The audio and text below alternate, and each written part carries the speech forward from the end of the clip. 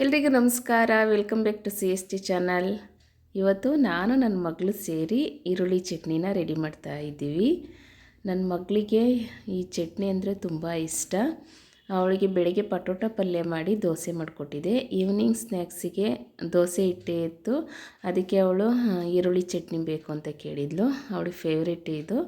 ಅದಕ್ಕೋಸ್ಕರ ಅವಳು ನಾನು ಸೇರಿ ಈರುಳ್ಳಿ ಚಟ್ನಿನ ರೆಡಿ ಮಾಡ್ತಾ ಇದ್ದೀವಿ. ಅವಳ ಫೇವ್ರೇಟ್ ಚಟ್ನಿ ಇದು. ಅದಕ್ಕೋಸ್ಕರ ಅವಳೇ ಇವತ್ತು ವಿಡಿಯೋನ ಸಹ ಮಾಡ್ತಾಯಿದ್ದಾಳೆ. ಮೊದಲಿಗೆ ನಾನು ಒಂದು ಬಾಣಲಿ ಇಟ್ಟು ಅದಕ್ಕೆ ಒಂದು ಅರ್ಧ ಸ್ಪೂನಷ್ಟು ಎಣ್ಣೆನ ಸೇರಿಸ್ಕೊಂಡಿದ್ದೀನಿ. ಅದಕ್ಕೆ ಅರ್ಧ ಸ್ಪೂನಷ್ಟು ಉದ್ದಿನಬೇಳೆ, ಒಂದು ಅರ್ಧ ಸ್ಪೂನಷ್ಟು ಕಡಲೆಬೇಳೆ, 1 ಸ್ಪೂನಷ್ಟು ಜೀರಿಗೆನ ಸೇರಿಸ್ತಾ ಇದ್ದೀನಿ. ಜೀರಿಗೆನ ಜಾಸ್ತಿ ಸೇರಿಸಿದರೆ ತುಂಬ ಟೇಸ್ಟಿಯಾಗಿರುತ್ತೆ. ಕಾಳೆಲ್ಲ ಚೆನ್ನಾಗಿ ಎಣ್ಣೆಯಲ್ಲಿ ಫ್ರೈ ಆಗಬೇಕು, ಅಲ್ಲಿವರೆಗೂ ಹುರ್ಕೊಂಡಿದ್ದೀನಿ. ನಂತರ ಇಲ್ಲಿ 3 ಈರುಳ್ಳಿನ ಸಣ್ಣಗೆ ಕಟ್ ಮಾಡಿ ಸೇರಿಸ್ಕೊಳ್ತಾ ಇದ್ದೀನಿ. ಈರುಳ್ಳಿ ಚಟ್ನಿ ಆಗಿರೋದ್ರಿಂದ ಈರುಳ್ಳಿನೇ ಜಾಸ್ತಿ ಪ್ರಮಾಣದಲ್ಲಿ ಸೇರಿಸ್ಕೋಬೇಕು, ತುಂಬ ಟೇಸ್ಟಿಯಾಗಿರುತ್ತೆ. ಈಗ ಚೆನ್ನಾಗಿ ಒಂದು ಸಲ ಎಣ್ಣೆಯಲ್ಲಿ ಮಿಕ್ಸ್ ಮಾಡ್ಕೋಬೇಕು.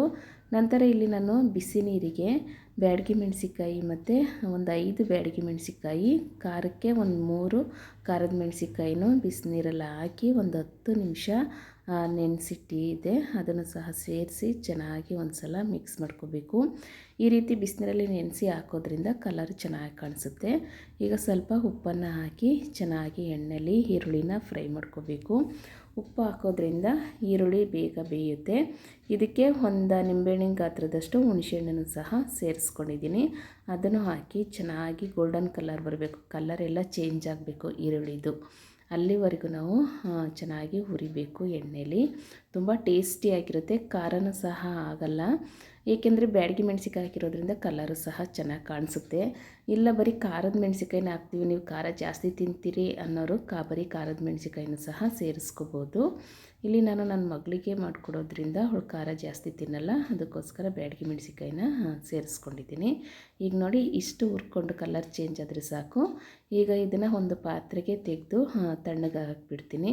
ಈ ತಣ್ಣಗಾದಮೇಲೆ ಇದನ್ನು ರುಬ್ಕೋಬೋದು. ಈಗ ತಣ್ಣಗಾಗಿದೆ ಎಲ್ಲ. ಮಿಕ್ಸಿ ಜಾರಿಗೆ ಸೇರಿಸ್ಕೊಂಡು ನೀರು ಹಾಕಬಾರ್ದು, ನೀರು ಹಾಕ್ದಂಗೆ ಹಾಗೇನೂ ಸಹ ರುಬ್ಕೋಬೇಕು. ಏಕೆಂದರೆ ಈರುಳ್ಳಿಲೇ ನೀರಿನಂಶ ಇರೋದ್ರಿಂದ ಇದು ಚೆನ್ನಾಗಿ ಪೇಸ್ಟ್ ಆಗುತ್ತೆ. ಈಗ ಎಲ್ಲನೂ ಮಿಕ್ಸಿ ಜಾರಿಗೆ ಸೇರಿಸ್ಕೊಂಡು ರುಬ್ಕೋಬೇಕು. ಈಗ ರುಬ್ಕೊಂಡಾಗಿದೆ. ಇದರಲ್ಲಿ ಒಂದು ಸ್ವಲ್ಪ ಹಸಿ ಸ್ಮೆಲ್ ಅನ್ನೋದು ಇರುತ್ತೆ, ಅದಕ್ಕೋಸ್ಕರ ಅದೇ ಬಾಣಲಿಗೆ ಸ್ವಲ್ಪ ಎಣ್ಣೆ ಹಾಕಿ ಸಾಸಿವೆ ಹಾಕಿದ್ದೀನಿ. ಸಾಸಿವೆ, ಸ್ವಲ್ಪ ಇಂಗು ಸಹ ಸೇರಿಸ್ಕೋಬೋದು. ಸಾಸಿವೆ ಹಾಕಿ ನಂತರ ಇಲ್ಲಿ ರುಬ್ಕೊಂಡಿರೋವಂಥ ಈರುಳ್ಳಿ ಪೇಸ್ಟ್ ಎಲ್ಲನೂ ಸೇರಿಸ್ಕೊಳ್ತಾ ಇದ್ದೀನಿ. ಸೇರಿಸ್ಕೊಂಡು ಚೆನ್ನಾಗಿ ಇದನ್ನು ಫ್ರೈ ಮಾಡ್ಕೋಬೇಕು. ಅದರಲ್ಲಿರೋ ಹಸಿ ಸ್ಮೆಲ್ಲೆಲ್ಲ ಹೋಗಿ ಕಲರು ಸಹ ಚೇಂಜ್ ಆಗುತ್ತೆ, ಅಲ್ಲಿವರೆಗೂ ನಾವು ಎಣ್ಣೆಲಿ ಇದನ್ನು ಚೆನ್ನಾಗಿ ಫ್ರೈ ಮಾಡ್ಕೋಬೇಕು.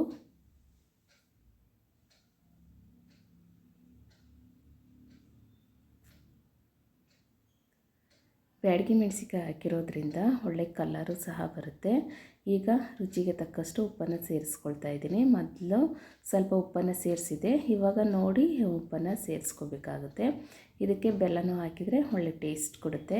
ಇದು ಪಾತ್ರೆ ಬಿಟ್ಕೊಂಡು ಬರುತ್ತೆ, ಅಲ್ಲಿವರೆಗೂ ನಾವು ಈ ರೀತಿ ಫ್ರೈ ಮಾಡ್ಕೊಳ್ತಾನೆ ಇರಬೇಕು. ಈ ರೀತಿ ಮಾಡಿಕೊಂಡ್ರೆ 3 ತಿಂಗಳು ಹೊರಗಡೆ ಇಟ್ಟರೂ ಸಹ ಈ ಚಟ್ನಿ ಏನೂ ಆಗಲ್ಲ, ತುಂಬ ದಿನ ಬರುತ್ತೆ. ಫ್ರಿಡ್ಜಲ್ಲೂ ಸಹ ಸ್ಟೋರ್ ಮಾಡಿ ಇಟ್ಕೋಬೋದು. ಈ ರೀತಿ ಮಾಡಿಕೊಂಡ್ರೆ ಫ್ರಿಡ್ಜಲ್ಲಿ ಇಡೋ ಅವಶ್ಯಕತೆನೇ ಇರಲ್ಲ, ಅಷ್ಟು ಟೇಸ್ಟಿಯಾಗಿ ಬರುತ್ತೆ, ಕಲರ್ಫುಲ್ಲಾಗಿರುತ್ತೆ. ಮತ್ತು ಖಾರನೂ ಸಹ ಆಗಿರಲ್ಲ, ಉಪ್ಪು ಖಾರ ಹುಳಿ ಎಲ್ಲ ಸೇರಿರೋದ್ರಿಂದ ಒಳ್ಳೆ ಟೇಸ್ಟಿಯಾದ ಈರುಳ್ಳಿ ಚಟ್ನಿ ರೆಡಿ ಆಯಿತು. ದೋಸೆ, ರೊಟ್ಟಿಗೆ, ಅನ್ನದ ಜೊತೆ ತುಪ್ಪ ಹಾಕ್ಕೊಂಡು ಸಹ ತಿನ್ಬೋದು, ತುಂಬ ಟೇಸ್ಟಿಯಾಗಿರುತ್ತೆ. ನೀವು ಒಮ್ಮೆ ಟ್ರೈ ಮಾಡಿ. ಈವ್ನಿಂಗ್ ಸ್ನ್ಯಾಕ್ಸ್ಗೆ ದೋಸೆ ಜೊತೆ ನನ್ನ ಮಗಳಿಗೆ ಇದನ್ನು ಮಾಡಿಕೊಟ್ಟೆ, ತುಂಬ ಇಷ್ಟಪಟ್ಟು ತಿಂದಳು. ಫಸ್ಟ್ ಟೈಮ್ ನಮ್ಮ ವಿಡಿಯೋ ನೋಡ್ತಾಯಿದ್ರೆ ಸಬ್ಸ್ಕ್ರೈಬ್ ಮಾಡ್ಕೊಳ್ಳಿ ಫ್ರೆಂಡ್ಸ್. ಲೈಕ್ ಮಾಡಿ, ಶೇರ್ ಮಾಡಿ, ಕಮೆಂಟ್ ಮಾಡಿ. Thank you for watching.